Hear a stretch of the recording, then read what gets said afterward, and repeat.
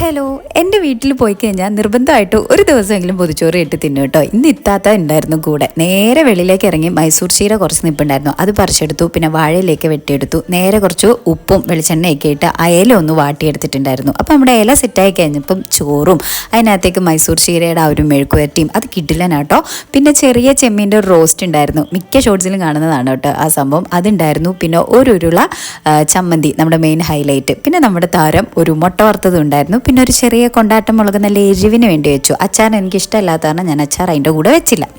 അങ്ങനെ നമ്മുടെ വാഴയിലേക്ക് അങ്ങോട്ടും ഇങ്ങോട്ടും ഒക്കെ മടക്കി ഒരു കയ്യിൽ വീഡിയോ എടുക്കുന്ന കാരണം എനിക്ക് പാടായിരുന്നു ഒന്ന് കെട്ടിവെക്കാൻ. എന്നിട്ട് അതൊക്കെ ഒന്ന് കെട്ടിവെച്ച് പേരൊക്കെ എഴുതി വെച്ചില്ലെങ്കിൽ കൺഫ്യൂഷനായിപ്പോൾ മാറിപ്പോകും.